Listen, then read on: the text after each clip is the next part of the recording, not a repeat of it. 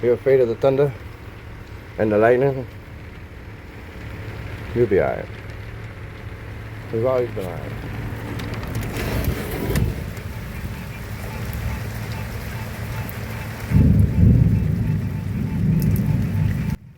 If you're new to the channel, this is going to be a great episode for you. I'm going to give you a tour of this boat, and I'm going to explain what I'm doing in the middle of the nature out here living my life.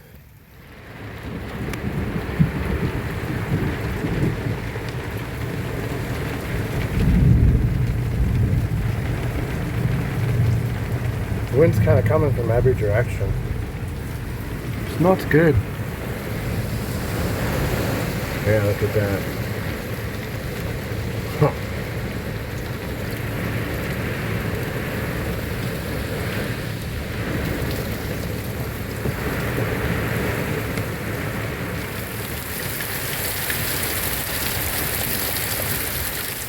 If you take a snapshot of my life when I was 30, which was 15 years ago, I was the American dream.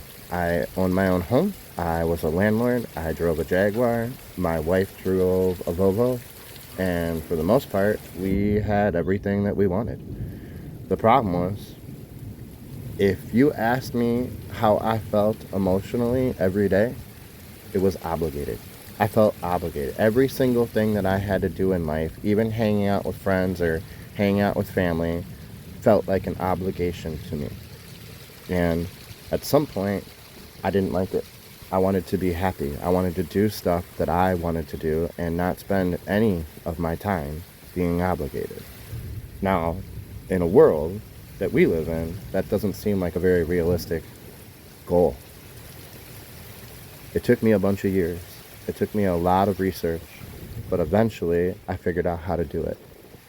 In that process, I spent 3 years moving from land to spending most of my free time on boats until October 2021. I sold my house, my cars, my tool chest, everything that I couldn't fit on a boat, I sold. If you watch my channel from episode 1, you'll see a journey of a man trying to figure this all out. I started by buying a sailboat and started living on it, and then building my own houseboats. I've gone through, this is my third variation of houseboat. I lost one and I gave one away. By lost, I crashed it on the highway. I've also had a struggle with what I pay for and what I get for what I pay for. Over the last few years, I've gotten that to where I feel more comfortable with it, and I feel like my existence isn't to earn money anymore. My existence now is to explore, and every once in a while I have to earn a little bit of money to keep that exploration going. Very different lifestyle. I'm a numbers-driven person, and when I watch a video like this, I want to actually know the numbers. Well, in my case, when I was 30, every single month I had to pay $2,700 and change to cover my electric bill, my water bill, my 2 cars, my house. And now that I'm 45 years old, for a month, those are all covered in $160. Now, when you do the math, that means that I can work for 2 weeks out of the year, 2 40-hour weeks, at my 30-year-old wage and pay for my entire year's existence. It didn't start that way. I used to pay $700 a month to keep my sailboat at a dock. I used to pay to keep my RV at an RV park $50 a night. I have learned to use BLM land where I can stay for free. I have learned to put the sailboat on a mooring where I can pay $85 a year to have the sailboat there. This entire channel, all 400 videos, is me going through the process of learning to exist in America as close to free as possible, where I have as much time out of my life to spend the way I choose, which is spending time with nature. You training the boat? You're a good boy.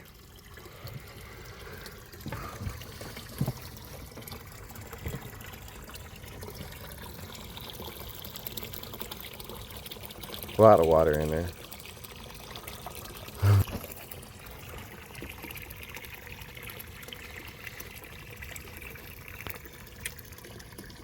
A lot of that tree had fallen before, but that part right there that looks like that fell last night during the storm. On the left and in the center. I don't like when trees start falling. When trees start falling, I get pretty nervous. But nothing fell on us. Actually, we probably had some stuff hit us. It's a big chunk that could break off right there with all the bird holes in it, and yeah, whatever. We're fine. My first 2 houseboats were pontoon boats where there was just 2 pontoons. I didn't like them. Basically, everything was about how much weight was in the boat and where you put the weight, and the boats didn't respond very well for driving or even at the dock. Like if I had 3 people on the boat, it was almost dangerous. So this is a 26-foot tri-hull. It was originally made with a 250 horsepower motor, and its top speed was 50 miles an hour. And I bought the pontoons, the deck, a 25 horsepower motor for $12,500. That was not easy. I had to find it. Took me months to find it. And then I still drove 5 hours to get it. And then when I did get it, it was a big debate with the person who was selling it to me about, I don't want to buy the seats. I don't want to spend $20,000 on the boat when I'm going to turn around and sell all the seats and sell everything off of it. I would rather you keep the seats and me give you the 12 grand.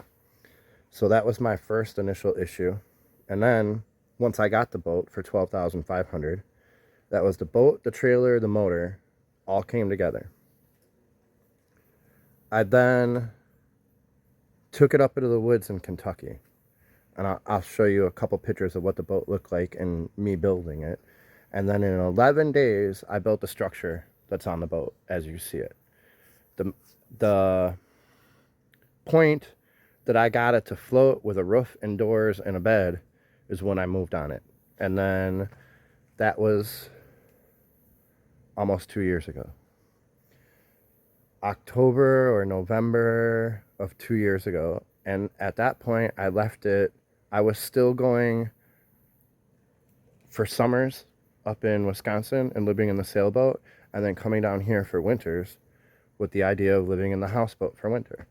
So I did that for a few years. In those few years, I've made a lot of additions and a lot of changes. This is what it looks like when you're driving the boat. This is how you look out to the front. Now, a lot of people pick up on this, but not everybody. This is at a huge angle. This is at a huge angle, creating that triangle right there where the diesel heater goes, and the triangle right there.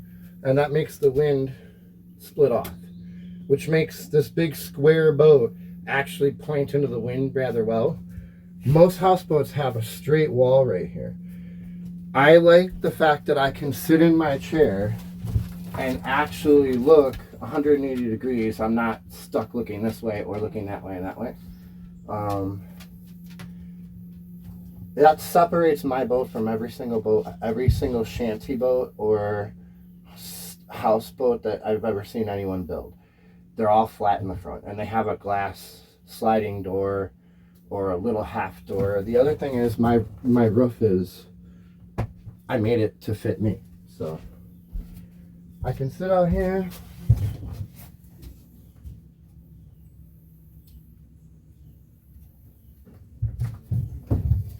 Spend the morning or come in here if it's raining or what have you. And it's really a really pleasant place to be. So I'll kind of give you a little walking tour. That table right here goes outside or inside. If I'm having people over to cook out, or if I'm having a group of people, I put it outside and I put the water out there and the 2-burner stove right on it, so you can cook out outside and wash your hands and everything like that out there. My Go Zero I use for all of my electronics. I don't run my generator to charge it. I actually just take it to the marina and the charger is sitting in the sailboat, and I just plug it in for a couple of days. This was originally built because everything was kind of stacking up over here. That is a few hundred DVDs and my electronics. All those propane bottles are full. I fill them with my big propane, and then up on the right hand corner right here, just below the Berkey, is my dog treats, dog and cat treats. And then this is my kitchen counter. This whole area is really a kitchen. And it's got the big storage where I have way too much stuff in there. Yeah. And then I've always tried to figure out how to not have that junk there, but at some point we're going to have to build drawers and shelves to get it there. Because if I get into a big wave system, you know, a bunch of wake or whatever, that will start falling and it gets pretty annoying. So my refrigerator is back here, and a good reason why I need to build some drawers is because that's where all my junk ends up on top of. I'm trying to get it to, oh, here we go. Just stacked on there, and I'd have to dig through it to get my car keys and my wallet and everything like that. So my garbage is this, and then I tie it up and I hang it there, and when I get 3 or 4, I take it to the marina and throw it out. This is where I store my dishes. I'm about to do dishes so I can have them put away when I do this tour. The one thing that has stayed the same with the boat is that's the original console, and I just built everything around it. So you drive from here. Boop. Bedroom. There we go. Closet area where Cricket's hanging out. I said tri-hull, but I meant tri-tunes earlier. These are the 3 pontoons. Now, the best thing about pontoons is they don't sink. It's impossible to sink a pontoon. They are broken into, my pontoons, each one has 5 sections. Those sections are cut top and half, top and bottom. So in order to actually sink one of these pontoons, you would need to cut it along the top, the whole length of the pontoon, and along the bottom, the whole length of the pontoon. And you would have to do that to this pontoon and that pontoon in order to make it so this boat would flip over or sink. And then it still wouldn't sink. That pontoon would keep it up in the air. So in order to make it sink, you'd have to cut along the top and the bottom of all 3 pontoons, which means this is much safer than a barge. This setup is much safer than a boat, a V-hull boat or a barge or anything like that, because you cannot sink them. You can definitely flip them over, but when it flips over, you get right up on top and you stand on top of it and wait for help, okay? That is a huge safety feature that this boat has that my sailboat does not have. My sailboat will sink in 30 seconds. If it comes off of the anchor and brushes up against the shore when I'm not around, the rudder will break.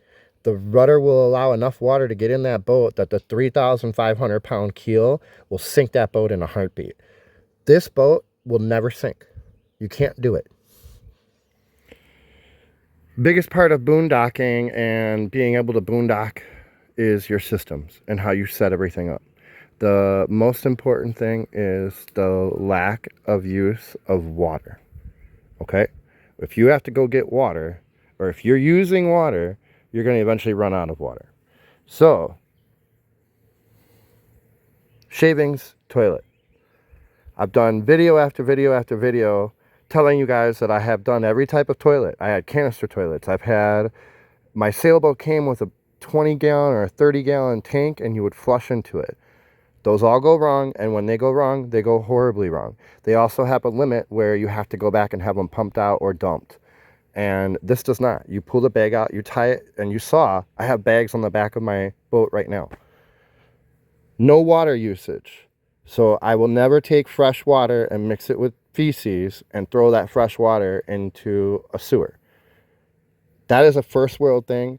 There are so many people in the world that just are crazy mad when they see us throw gallons of water, fresh, clean water, and mixing it with feces, when a lot of people don't have enough water to drink. So my absolute 100%, it's less gross than any other way to do it. You smell less poop. It is absolutely 100% the way to go, period. Plus, it's the whole setup is less than $10. It's the cheapest, and best way. Now, as we go over systems, the most important one, diesel heater, less than $200. It comes with a thermostat and uses 1/10 of a liter per hour of diesel, so it's the cheapest way to have a very comfortable house. Taking cold showers or bathing in lakes, it's fun for a vacation. It's fun for like a month, but it gets old. Hot water shower, very cheap purchase. And then the pump that I use to run this also runs my hose down, which I showed you a few episodes ago.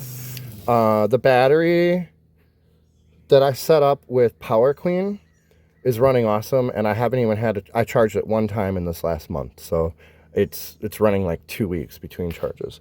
I use this to wash the dishes in that big Tupperware container, and then I rinse them. Sometimes I rinse them. Most of the time I just have lake water on them, and that's the way it is. So this allows you to use hot water, and if you have greasy dishes or what have you, use this to wash the dishes, and that grease comes off a lot easier. I know you guys have tried to wash greasy dishes in cold water and it sucks, but the hot water shower also helps with that. Now, I know everyone thinks all I need is a kayak to go to shore. Forget that. I tried that. I did that. Spend a good amount of money on a Zodiac or an inflatable. Get a dinghy that works for you so you can go and explore. This dinghy gets more of my fun and more of my attention, and more of everything that I do is part of this dinghy. If I didn't have this dinghy, a lot of my life would be seriously boring. A lot of my videos would be seriously boring. This is an exploration vehicle, and I'm telling you, at some point in my life, I will get one that's 3 or 4 feet bigger, a 15 horsepower motor, and me and River will go for months and months at a time with just a tent, traveling in this thing, and no houseboat or no nothing. If you only buy one boat and you only buy one thing, buy a little inflatable boat with a nice motor that you can plane at and go 20 miles an hour. Absolutely a blast. I have friends with $200,000 boats, and I have friends with boats that they are holding together with duct tape. And every single one of them, I don't go a day without getting a compliment on the Honda motor, on how strong it is, how quiet it is, how easy it starts. I'm not recommending and saying, oh, only get Honda. But I am telling you that out of all the things that I get compliments on or that people talk about, it's how quiet the motor runs and how powerful it is for being an 8 horsepower motor. And me being 260 pounds, my dog being 60 pounds, and I put 300 pounds of gear in the dinghy and it still goes 15 to 20 miles an hour. So, yeah, Honda motor. I've done a bunch of videos on the refrigerator. This specific refrigerator is 12 volt, 120 volt, or propane. It runs off of propane for 25 cents a day. Tank of propane, like to buy the actual tank, is usually less than 20 bucks. So the initial cost to get into this setup is $20, and the daily cost is 25 cents. So after 27 years of running it this way, you're going to run into a $2,000 cost.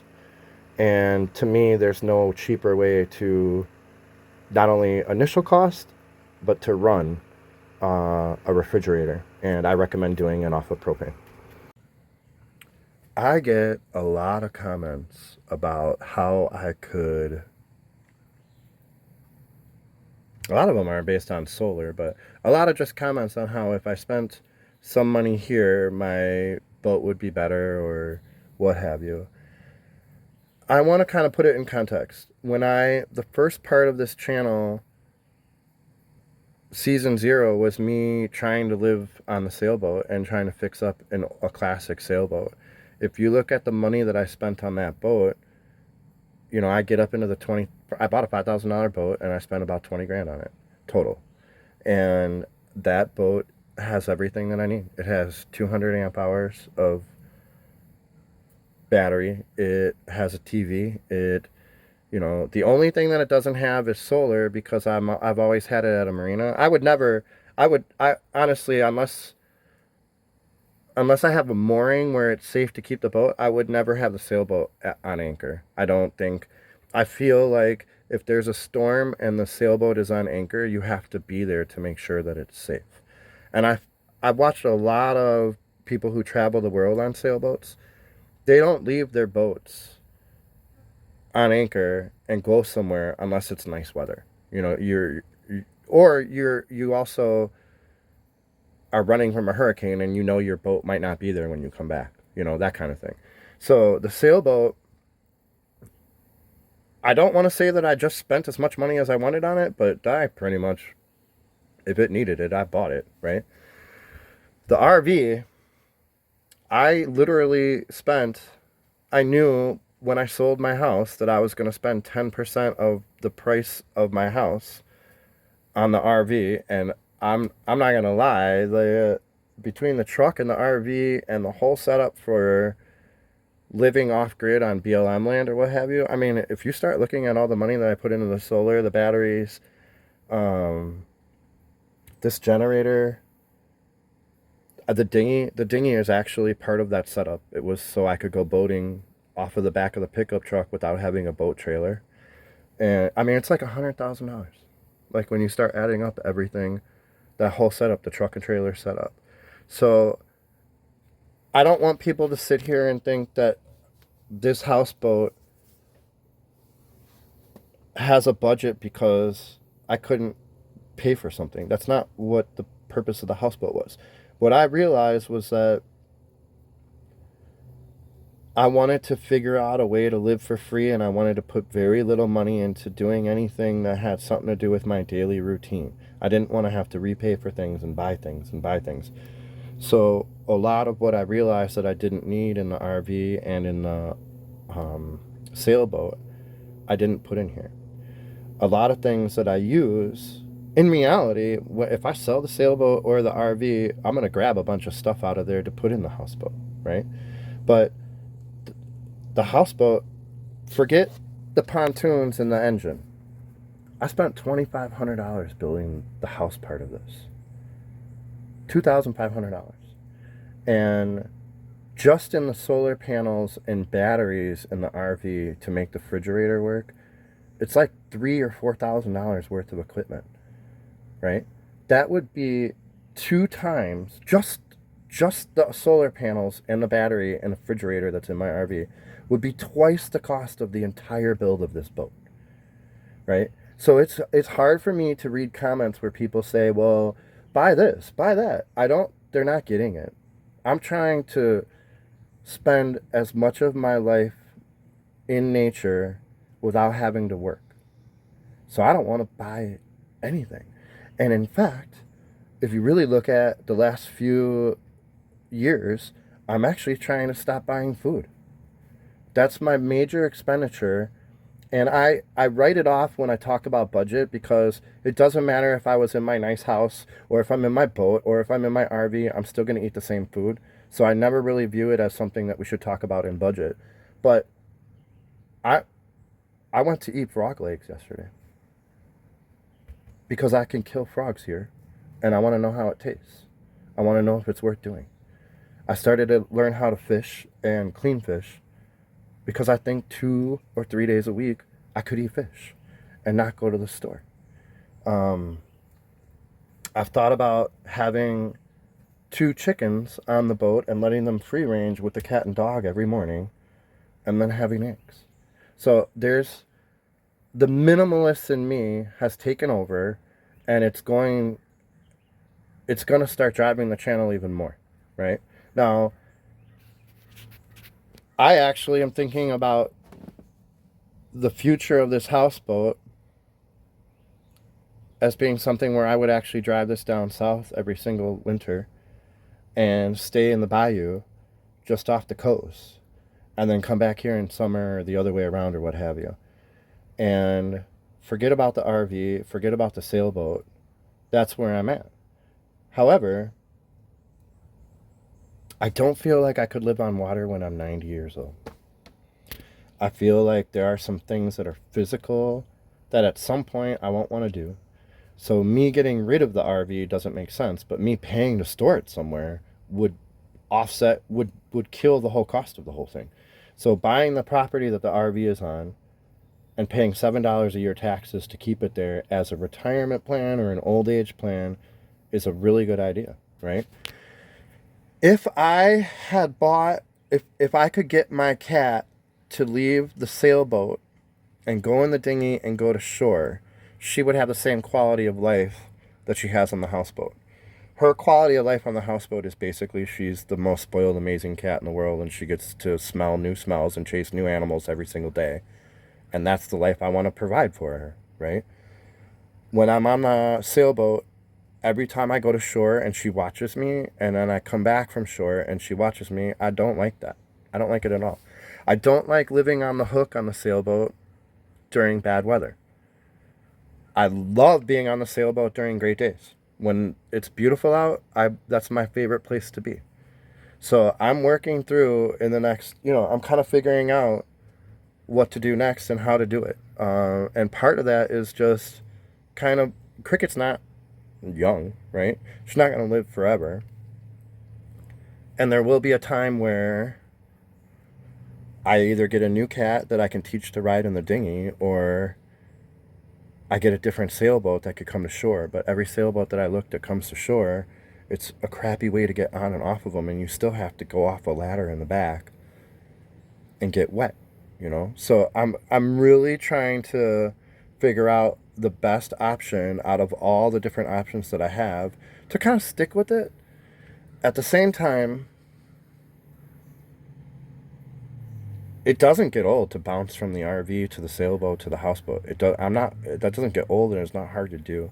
So there's a lot of things happening in my mind about this, and I don't really know. I'd like to say this is the direction I'm going, and I'd like to say I've learned this and I have this and give advice to people, but in reality, what this is just a 45-year-old dude trying to figure out the best way to spend the little time that he has left on the planet in the most peaceful, happiest way he can. And that's where we're at.